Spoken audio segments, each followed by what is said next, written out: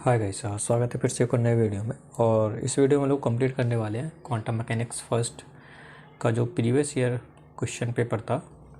उसमें जो भी ऐसे क्वेश्चंस हैं जो कि हम लोग आसानी से यहाँ पे समझ सकते हैं, और कुछ ऐसे क्वेश्चंस हैं जिनके लिए हमको थोड़ा सा प्रैक्टिस की नीड है, तो वो सारी चीज़ इसमें डिस्कस कर लेंगे। साथ ही साथ देख लेंगे कि कौन सा क्वेश्चन किस यूनिट से लिया गया है और किस टाइप के क्वेश्चंस पूछे जा सकते हैं इनकमिंग कह सकते हो एग्ज़ाम। फ़िलहाल के लिए हम लोग स्टार्ट करते हैं फर्स्ट क्वेश्चन से। क्वेश्चन अटैम्प्ट करने से पहले आपको क्या करना है कि सबसे पहले इंस्ट्रक्शन पढ़ लेना है। जैसे कि इसमें बोला गया था कि आपको क्या करना है कि सारे क्वेश्चन अटैम्प्ट करने हैं पार्ट 1 से, और पार्ट 2 से आपको सिर्फ और सिर्फ 3 क्वेश्चन अटैम्प्ट करने हैं। बेसिकली ये जो क्वेश्चन पेपर है वो 2 पार्ट में डिवाइडेड है, part A and part B. Part A से आपको सारे क्वेश्चन करने हैं एंड पार्ट बी से आप जो आपको 3 क्वेश्चन आ रहे हैं वो आपको अटैम्प्ट करने हैं। बात करूँ अगर टाइम इंटरवल की, तो टाइम आपका है इसमें 3 आवर्स का एंड मैक्सिमम मार्क्स आपको मिल सकते हैं 70। पार्ट ए की बात कर लेते हैं पहले। पार्ट ए में पहला क्वेश्चन आपका ऑपरेटर से रिलेटेड था, जो कि आपको सिंपल हार्मोनिक ऑसिलेटर में देखा गया होगा इस टाइप के ऑपरेटर्स को, जिसमें से आपको बोला गया है ए डैगर ए और ए डैगर की वैल्यू इस तरीके से डिफाइन है, √n⁻1 एंड e की पावर आयोटा 5 कैप। इसी प्रकार ए डैगर की वैल्यू भी आपको आई की जगह -i रिप्लेस कर दिया उन्होंने। तो ये आपके 2 लेडर ऑपरेटर्स गिवन है। Got it. नाउ यहाँ पे उन्होंने बोला है कि n कैप और 5 कैप आपके हर्मिशन ऑपरेटर्स है। साथ ही साथ उन्होंने बोला कि n कैप आप नंबर ऑपरेटर समझ सकते हो।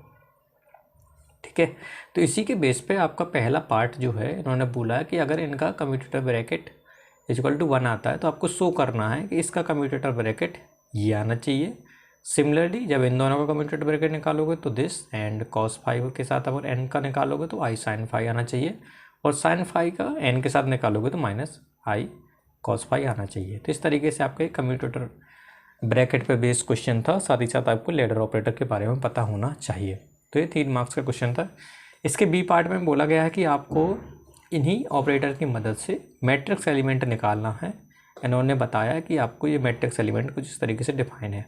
ठीक है, और यहाँ पर जो स्मॉल n और n कैप है वो आपकी आइगन स्टेट है हार्मोनिक ऑसिलेटर की। और ये चीज़ें आप लोग आई थिंक जब आप एक्सपेक्टेशन वैल्यूज़ वगैरह निकालते हो तो वहाँ पर भी यूज किया होगा आप लोगों ने इस तरीके की प्रॉब्लम्स को। तो मैट्रिक्स एलिमेंट आपने कह सकते हो कि जब आपने इंटरनल दिया था, या कह सकते हो कि जब आपकी क्यूज वगैरह क्वेश्चन हुए थे उसमें भी आपको मैट्रिक्स एलिमेंट के रिगार्डिंग क्वेश्चन पूछा गया था।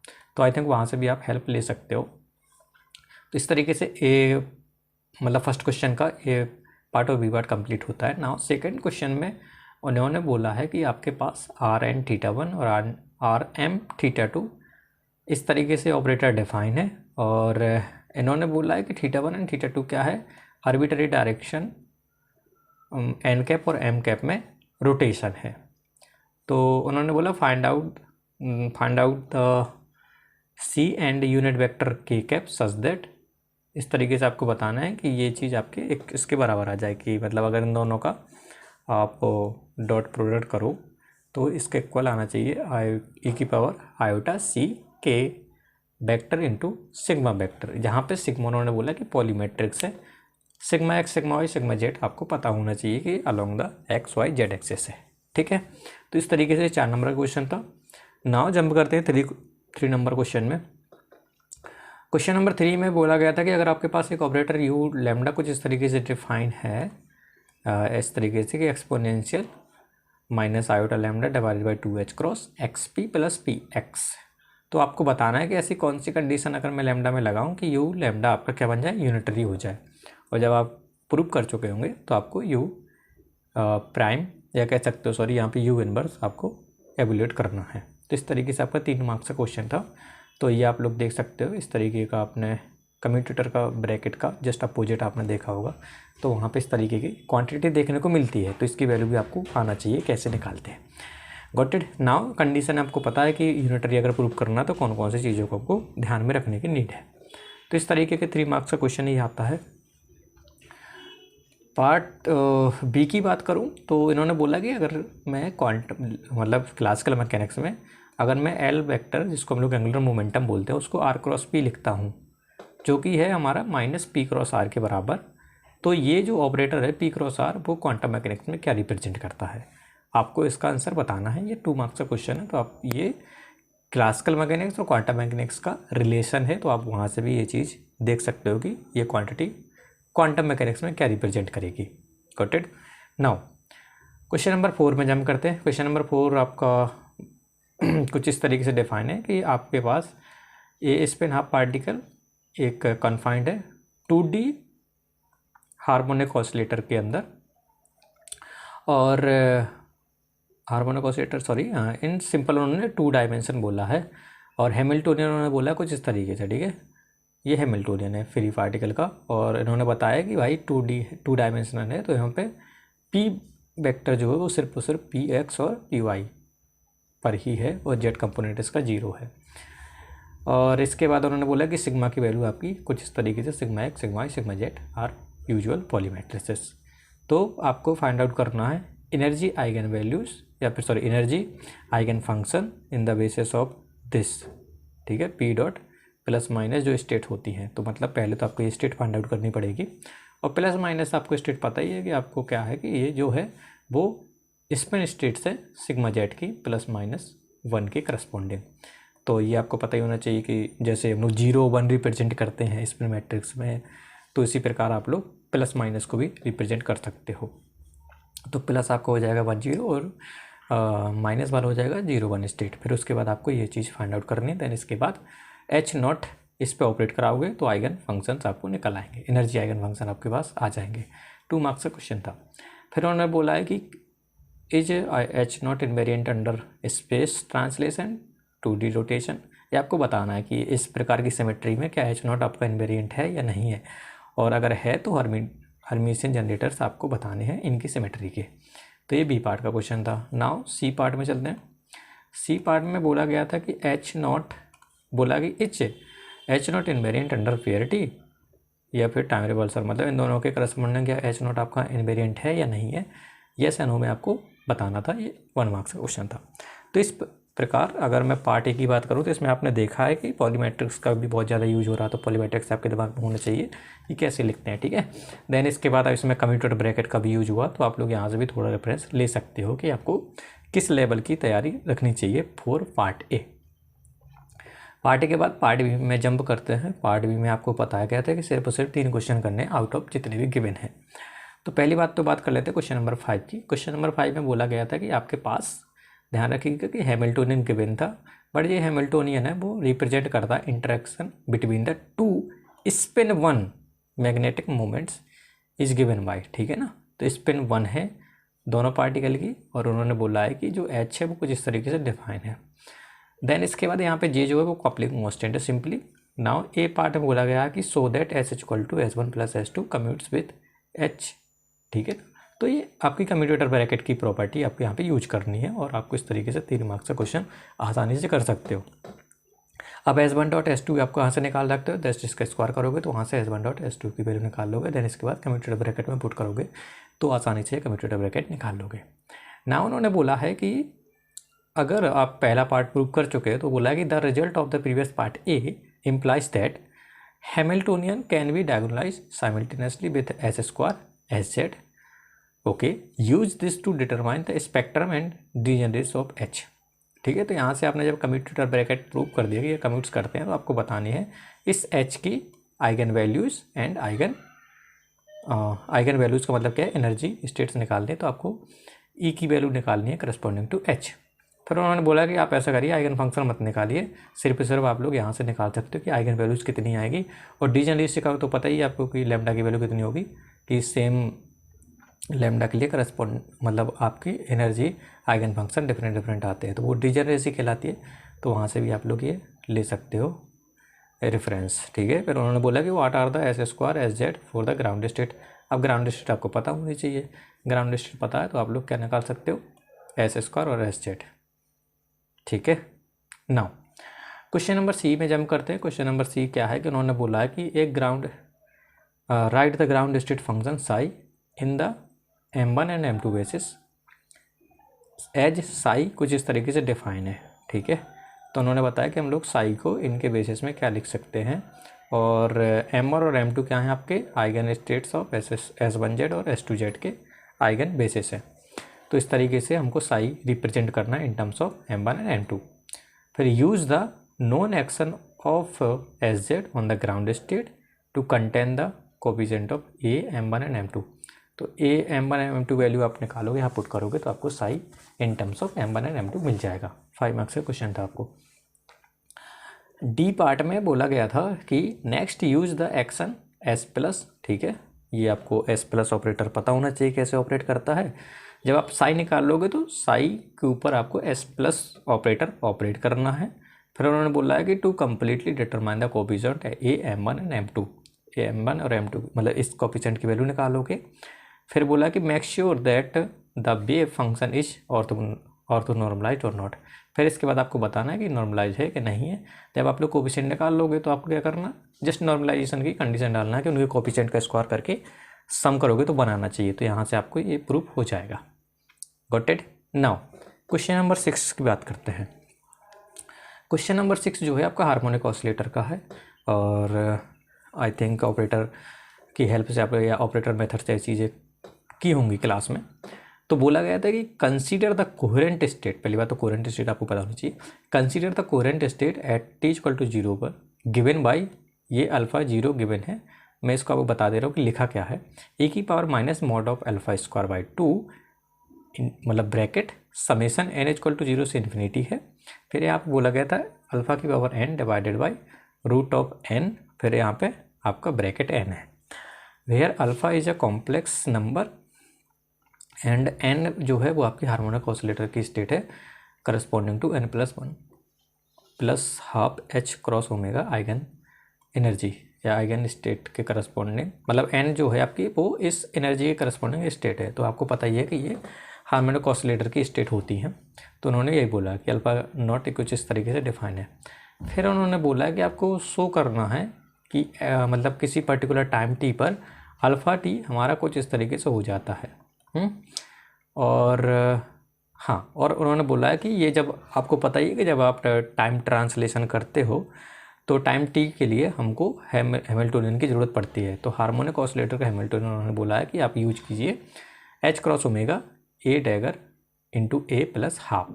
ठीक है, तो ये क्वेश्चन आपको समझ में आ गया होगा कि टाइम ट्रांसलेशन या फिर कह सकते हो कि टाइम मतलब एट टाइम t पर उन्होंने स्टेट की वैल्यू पूछी है। तो ये क्वेश्चन नंबर 5 की हमारा कुछ इस तरीके से निकल आएगा। तो प्रोसीजर आपको समझ में आ गया होगा कि t=0 पर कोई अगर स्टेट गिवन है तो हम लोग एट टाइम t पर भी निकाल सकते हैं, बट उसके लिए हमको हैमिल्टोनियन की ज़रूरत पड़ेगी। तो हैमिल्टोनियन हमारा गिवन है।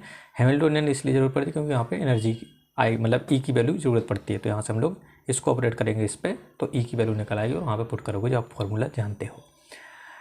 6th का बी पार्ट, 6th के बी पार्ट में बोला गया कि for alpha = mod of alpha e⁻⁴ ठीक है, आयोटा डेल्टा। ये बोला गया है कि आप अल्फ़ा की वैल्यू इतना यूज़ कीजिए और प्रूफ कीजिए so that alpha t at time t पर x आपका ऑपरेटर है, फिर अल्फ़ा t एंड मतलब कह सकते हो कि यहाँ पे क्या बोला गया है, एक्सपेक्टेशन वैल्यू बोला गया है इस स्टेट के करस्पॉन्डिंग x की और इसके p की एक्सपेक्टेशन वैल्यू आपको निकालनी है। तो उन्होंने बोला कि so that expectation value of x and expectation value of p oscillates with amplitude a की वैल्यू है 2h cross divided by m omega alpha and frequency omega. ठीक है, तो आपको एक्सपेक्टेशन वैल्यू आप जब निकालोगे तो आपके पास एम्पलीट्यूड ये वाला आएगा। तो यही प्रूफ आपको करना है कि सबसे पहले आपको एक्सपेक्टेशन की वैल्यू निकालनी है बस। ठीक है, तो ये हमारा क्वेश्चन नंबर बी पार्ट हो जाता है कंप्लीट। नाउ जंप करते हैं क्वेश्चन नंबर सी पर। सी पे बोला गया जब आपको x और p की आपने एक्सपेक्टेशन वैल्यू निकाल ली तो आपको x² की भी निकालनी है और p² की भी निकालनी है। Got it. इस टाइप के क्वेश्चन आपने किए हैं बहुत सारे, तो आपको पता होना चाहिए। हाँ, बट इन्होंने कोहेरेंट स्टेट बोला तो कोहेरेंट स्टेट आप एक बार देख लीजिएगा और फिर यहाँ पे ये इस टाइप के क्वेश्चन भी आप लोग अटेम्प्ट कर सकते हो। लास्ट डी पार्ट में बोला गया था कि so that the time evolution of alpha not under the Hamiltonian. अब इन्होंने हैमिल्टोनियन चेंज कर दिया तो अल्फ़ा t की वैल्यू आपको फाइंड आउट करनी है और t की वैल्यू बाद में पुट करनी है π/2 ओमेगा। सिंपल सा क्वेश्चन। ठीक है, तो 6, 3, 9, 3, 20, 17 मार्क्स का क्वेश्चन है, ध्यान रखिएगा 17 नंबर का क्वेश्चन है। ठीक है ना, तो इस तरीके से हमारा 6th क्वेश्चन हो जाता है। 7th क्वेश्चन में जंप करते हैं। 7th क्वेश्चन में बोला गया है कि consider a bound electron in a hydrogen atom under the influence of a homogeneous magnetic field B equal to Z B, या फिर जेड डायरेक्शन में बी है। फिर उन्होंने बोला ignore the electron spin, the Hamiltonian of the system is given by this with omega is equal to E by upon 2mc, the eigenstate n l m and the eigenvalues E n naught of the unperturbed hydrogen atom H naught this और उन्होंने बोला assume the initially t is equal to 0 पर इसकी state आपकी given है। Okay, सो आपको question समझ में आ गया होगा कि इन्होंने मतलब जीवान इफेक्ट टाइप का एक क्वेश्चन बन रहा यहाँ पर जिन्होंने मैग्नेटिक फील्ड अप्लाई की है जेड डायरेक्शन में, ठीक है। और एच नॉट बोल दिया हमारा अनपर्टर्ब्ड है और जो कंप्लीट एच है वो पर्टर्ब्ड है, ठीक है। तो ये आप आई थिंक कनेक्ट कर पा रहे होंगे क्वेश्चन किस तरीके का है। उन्होंने बोला कि एक स्टेट आपकी गिवन है टाइम टू इक्वल टू 0 पर, कुछ इस तरीके से डिफाइन है। तो बोला गया है कि calculate the probability of finding the system in each of the following state at time T greater than 0। तो एट टाइम टी पर आपको क्या करना, प्रोबेबिलिटी निकालनी है, ठीक है, corresponding to each state. State उन्होंने बोल दिए, स्टेट आपकी ये है और ये है, 3 स्टेट आपकी गिवन है। तो इसके करस्पॉन्डिंग आपको प्रोबेबिलिटी निकालनी है एट टाइम टी पर, एट टाइम टी पर आपको निकालनी है, ध्यान रखिएगा। इसके बाद बी पार्ट में बोला गया है कि कंसीडर अ स्टेट एन, एक स्टेट आपको एन इस तरीके से कंसीडर करनी है कि ये इस डेफिनेशन को फॉलो करे। ओके, नाउ देन इसके बाद क्वेश्चन में बोला गया है कि ये तो कंसीडर कर लिया। फिर बोला गया कि consider N equal to cos phi X cap plus sine phi Y cap as a unit vector in X Y plane, ठीक है। और जो स्टेट है is a angular momentum eigen state, जो आपको बोला गया कि जो एन स्टेट है वो आपकी एंगुलर मोमेंटम की आइगन स्टेट है, आप यहाँ से भी देख सकती हो, ठीक है। तो एल स्क्वायर की करस्पॉन्डिंग जो आइगन वैल्यू है वो 2h क्रॉस है, ठीक है। और अगर मैं इसका डॉट प्रोडक्ट लेता हूँ तो h क्रॉस आपकी आइगन वैल्यू है। फिर बोलेगा राइट डाउन एन जो आपकी स्टेट है इन टर्म्स ऑफ दिस और evaluating the coefficient involved. Okay, so अब इस एन कैप मतलब एन स्टेट को आपको इस स्टेट के करस्पॉन्डिंग आपको लिखना है। तो किस तरीके से आप लोग लिखोगे, और उन्होंने बोला कि इनके कोफिशिएंट को भी बताइए। 6 मार्क का क्वेश्चन है। नाउ सी पार्ट में करना क्या है कि what is the probability of finding the system in state N at time T greater than 0।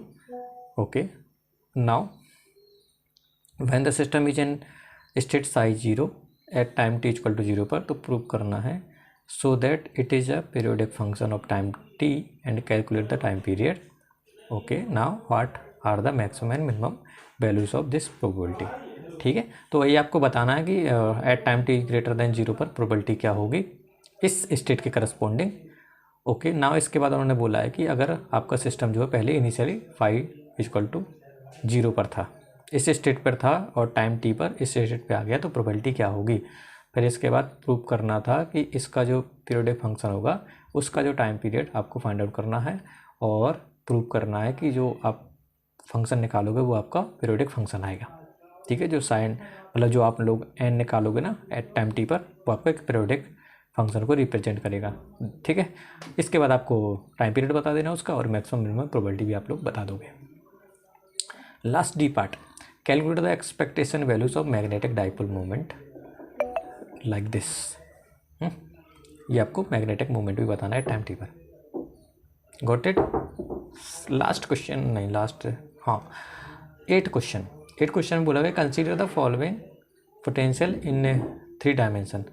Okay, so यहाँ पे ध्यान रखिएगा 3 डायमेंशन पोटेंशियल उन्होंने बोला गया कुछ इस तरीके से डिफाइन है। बी इक्वल टू इन्फिनिटी है आर ग्रेटर देन ए पर, जहाँ पर आर आपका क्या है X square plus Y square R square, और 0 है आपका एवरीवेयर एल्स।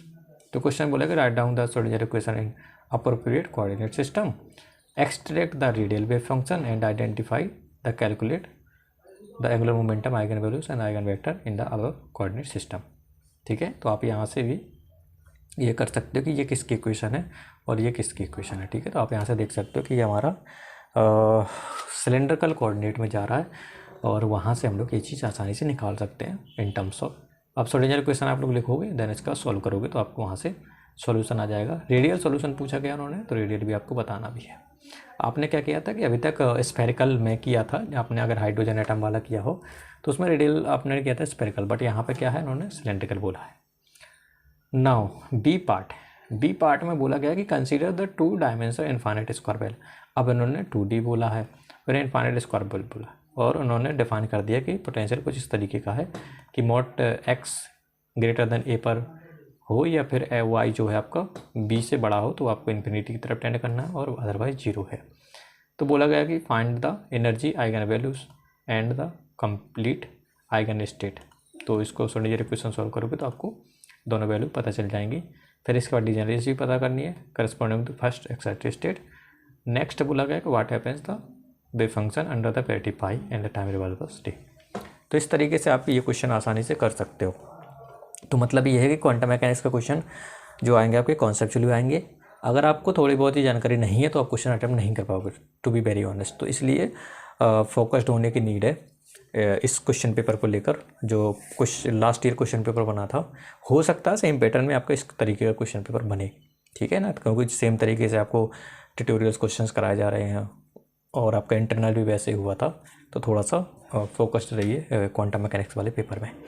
बाकी आसान है, अगर चीज़ें आप लोग अच्छे से कर पा रहे हो, वो कॉन्सेप्ट समझ पा रहे हो तो आपके लिए ठीक हो जाएगा, वरना होप सो कि मतलब कोई ख़राब क्वेश्चन ना हो आपको, ठीक है। इसके बाद ही आपके क्वेश्चन पेपर में आपको कुछ वैल्यू गिवन होगी, सारी ये चीज़ें, तो आप इनकी मदद ले सकते हो। तो चलिए फिर यहीं तक हम लोग रखते हैं। नेक्स्ट हम लोग सारी चीज़ें डिस्कस कर ही चुके हैं, तो अब आपके ऊपर है कि आप किस तरीके से तैयारी अपनी करेंगे। चलिए फिर ऑल द बेस्ट, एंड ध्यान रखिएगा अपने हेल्थ का एंड अपनी प्रिपरेशन का। Thank you and again all the best.